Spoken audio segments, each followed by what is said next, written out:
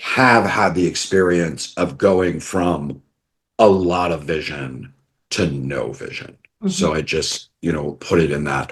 Hmm. And there is some, I think there are two things. I think there's a skills piece and a mental health piece, and they're equally important, and they feed on each other, Uh-huh. in a good way and in a bad way.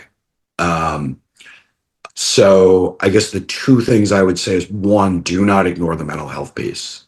Like you're losing something that has been tremendously important. Um, and it is, there is going to be grief, there is going to be anger, there are going to be all the stages of, that cycle. And you need to not ignore them. Um, and you need to seek out skills. Um, and so, on one hand, the mental health piece is talking to family, talking to friends, finding people who you can share those feelings with. If you need to do therapy, do therapy. Therapy's great.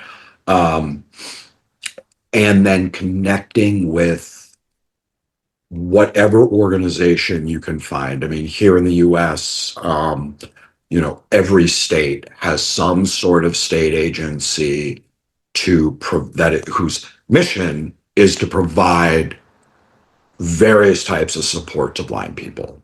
Um, that said, those organizations can be hard to access in a really meaningful way, particularly early on when there are so many like feelings of doubt and fear and sort of hopelessness. Like my life can never be what it was. And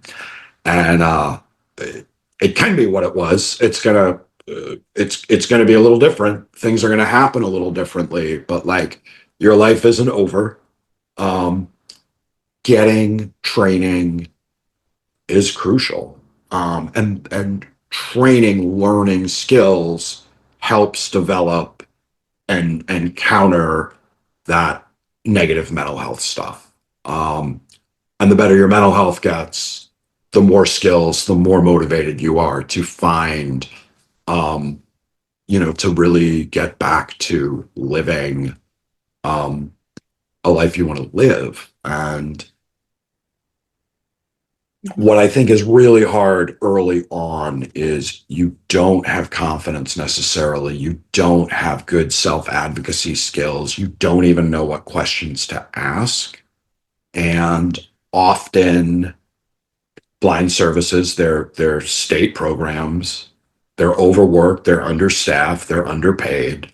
Um, and to get the best results, in my experience, you have to be a squeaky wheel.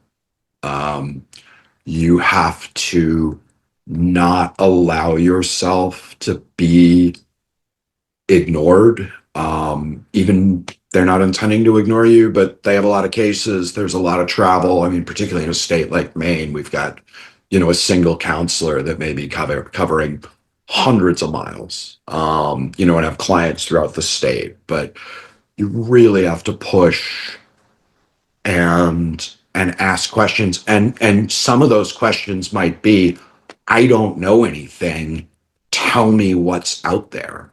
Um so like that's a really legitimate question. You don't know what you don't know, so they're like, if somebody says, what do you need, it's like it's unreasonable for them to expect you to know what you need.